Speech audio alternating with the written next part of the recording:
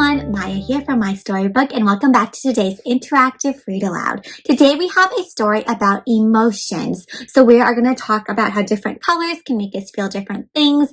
And this story is about a little girl from Ecuador, a country in South America, and how she is made to feel different when she starts going to school in the US, and how some other kids start to tease her and make her feel not so happy with herself. So we're going to see what happens with this little girl and how she overcomes these challenges with her peers. Now, my friends, this story is a longer one than usual, so we're actually going to split it into two parts, two separate videos. You are now watching part 1, where we're going to read aloud chapters 1 and 2. Now, I know I say chapters, but don't worry, there's still plenty of pictures in this book, and really beautiful pictures too, and we're going to be talking a lot about the colors that you see, my friends, because colors can make you feel different emotions sometimes. For example, my friends, when you see the color blue, does that give you any kind of certain feeling?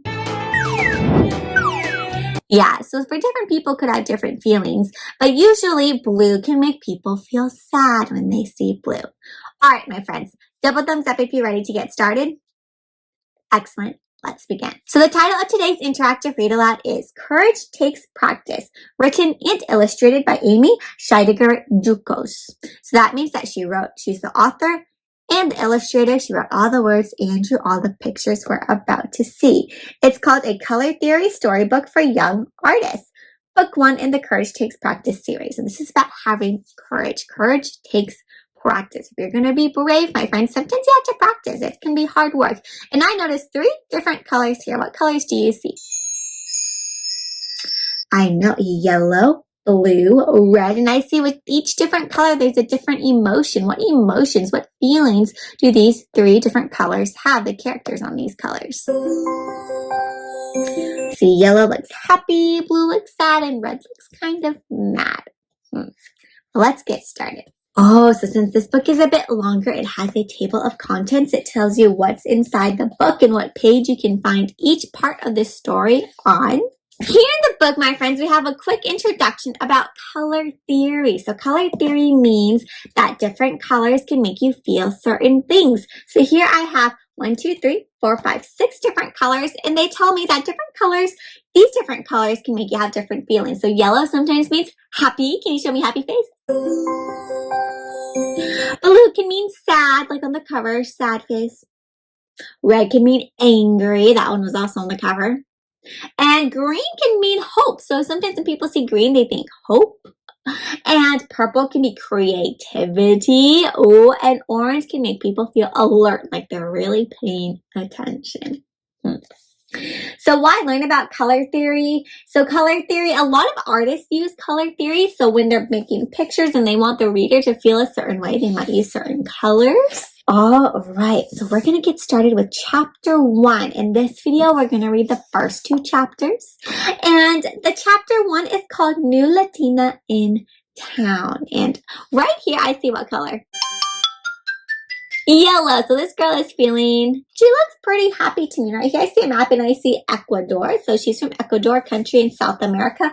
And it looks like she took a plane and she's flying all the way to North Carolina in the US in North America. My friends, meet Olivia. Olivia is a 9-year-old artist who just moved from Ecuador to a small town in the United States with her family. She has an awesome mom who is also an artist, and a dad who is a scientist. So it sounds like Olivia is an artist, right? My friends, do you like to create art? What kind of art do you like to create?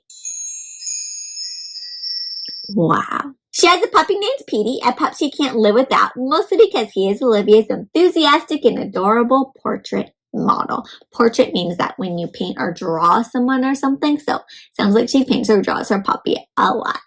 Cute. So I see what color here? A lot of purples and yellows. So purple for creativity, probably because her family has lots of artists and scientists. It's the first day of school and Olivia is meeting her 5th grade teacher and classmates. She's excited and nervous as she always is when school starts. My friends, how do you feel when school starts? You'd be a little excited and nervous too. This year, however, Olivia's in a whole new place and has to find new friends. And I realized here she is, and how is she feeling? She is in the color blues, maybe a little anxious and worried.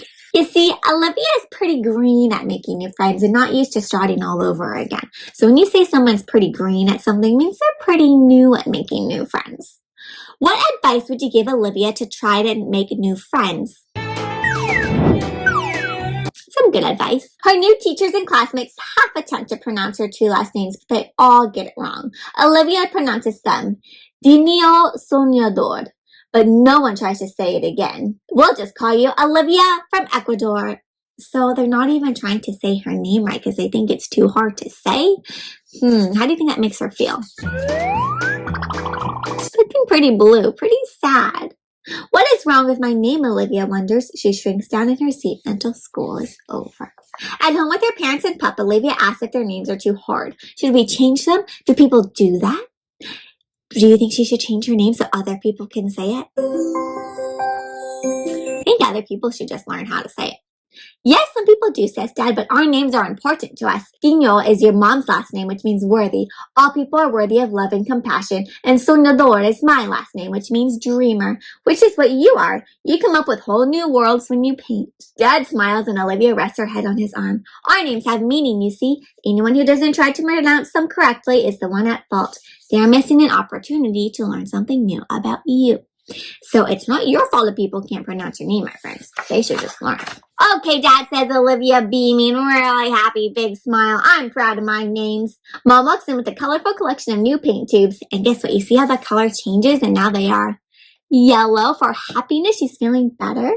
Hey, guess what? We got some new paints to celebrate your first day of school. You have the green light to go and give them a whirl if you want. Of course I do. What do you think she's going to paint? Ooh, lots of greens for hope.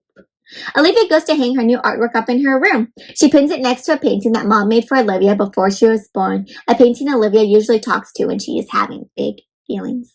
Talking to the painting, Olivia asks, should I go by my teacher's room tomorrow and pronounce my name for them? There is silence because neither the painting nor Petey could respond, but Olivia decides for herself.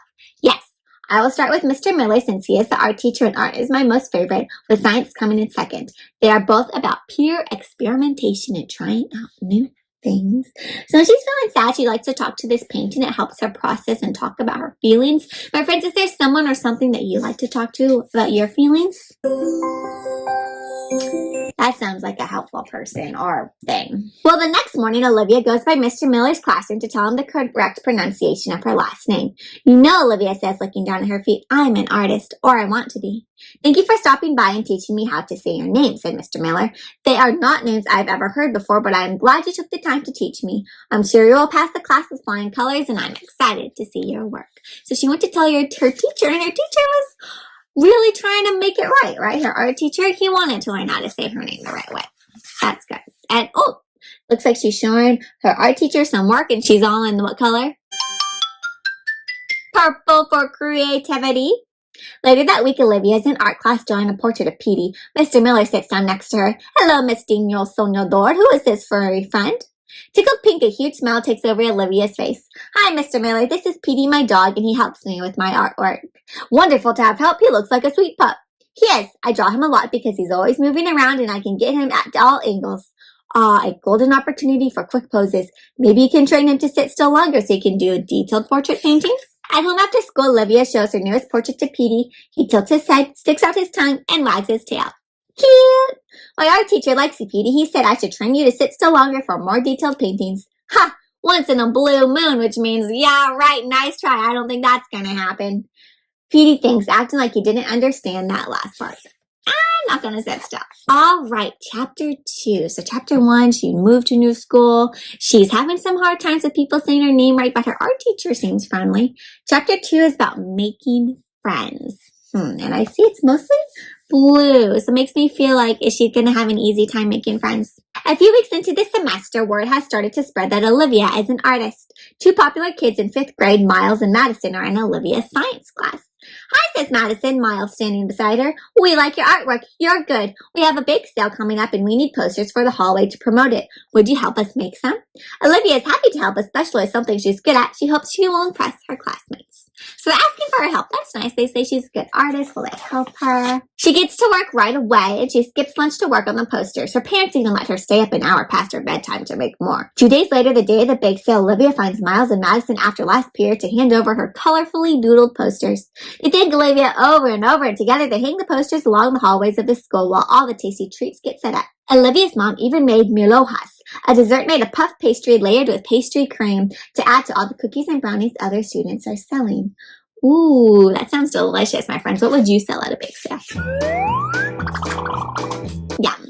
At dinner that evening, Olivia is eating a very traditional Ecuadorian soup called finesca, a delicious dish made of beans, squash, and fish with lots of toppings. That sounds delicious. It is usually made for Easter celebrations, but the niños soñadores love it year-round. Olivia tells her parents about the bake sale and the new friend she has made, and her parents are happy because this is the most excited they have seen her since school starts. Lots of yellow for happiness. But wait a second. I thought Olivia had made new friends, but all of a sudden she looks blue, which makes me feel like something is not going on. Here's Miles and Madison, and they don't look like they're being very kind, huh? The next day, Olivia's in art class drawing Petey, of course, when she sees Miles and Madison walk by. She rushes to the door and shouts hi, and the pair of them turn around briefly, then look at each other and giggle. They point at Olivia and then turn back again, whispering to themselves as they walk away. Does that seem like something friends would do? Confused, Olivia thinks, what did I do? She slumps down in her chair, ignoring her drawing. She feels like she's in the dark about something, but what? Why do you think Miles and Madison are being so rude, right? They're not being very nice anymore. Feeling blue that night, Olivia's at home with Petey, drawing raindrops on paper. Petey nudges her arm as if to ask, what's wrong? People are mean, you know. Yeah, I guess you do. Petey had lost an eye before Olivia's parents adopted him. She cuddles Petey on her lap and continues to draw dark storm clouds. So it sounds like Petey used to be with owners who weren't very nice to him either. So when she's feeling sad, she draws rain, my friends. What would you draw when you're feeling sad? Drawing can be a good way to share and process your emotions. For the last few days, Olivia has no longer been drawing her pup in art class. Today, she's drawing the face of a girl sitting on her own with her head buried in her hands, and Mr. Miller watches Olivia draw with concern. So he's noticing she's drawing some things that don't look too happy, like something's wrong. So he wants to know what's going on. Eating spicy chorizo sausages with chimichurri for dinner, Mom asks Olivia about her new friends, and out of the blue, Olivia's eyes well up with tears. Mom and Dad look at each other, not knowing what to do or say. They turn the TV to one of Olivia's favorite movies, hoping it will cheer her up. It works, but only slightly. The next day, Olivia makes it through her history and English classes without feeling too sad, but she finds herself drawing images of huge crying eyes in art class. When the lunch bell rings and everyone packs up to leave, she asks Mr. Miller if she can stay in the art room to eat her sandwich. Of course, he says, but can I ask why? I'd rather not talk about it, at least not today. He slides a small flat box across the table. Here's some new watercolor pencils, just arrived yesterday. He raises his eyebrows as if to ask, want to test them out? Olivia flashes a mini smile, then starts opening these new pencils. Well, that's nice of him to share some new artwork pencils with her. After school, Olivia goes straight to her room, and with Petey watching, she faces the painting on the wall that Mom made, the one she likes to talk to when she's having some big feelings. Should I talk to Mr. Miller about Miles and Madison? He might know them and talk to them. It's so embarrassing, though, being a total tattletale. And what would I even say to him? It's not like I matter in that school anyway. Petey rests his head on Olivia and whimpers, seeming to understand every word. Do you think she should talk to her teacher about when kids aren't being very nice to her? I don't think it's tattletaling, my friends. I think it's just you're feeling sad and you need to talk to an adult about it to help you figure out what to do. All right, my friends, so we're going to pause there. I wonder what's going to happen with Olivia and her friends. Do you think she's going to talk to Mr. Miller? What do you think is going to happen with Miles and Madison?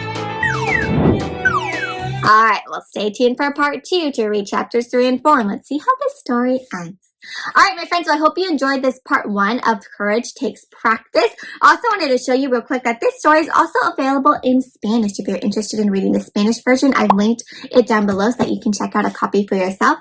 Otherwise, my friends, go ahead and check out part 2 to see how this story ends.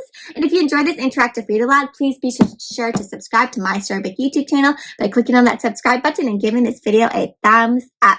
If you want to reach out to me and share maybe some of your own emotions and back to school stories, how you're feeling have different colors, my friends, and you can reach out to me. All my social media links are linked down below. Otherwise, I hope to see you in part 2, and until then, happy reading.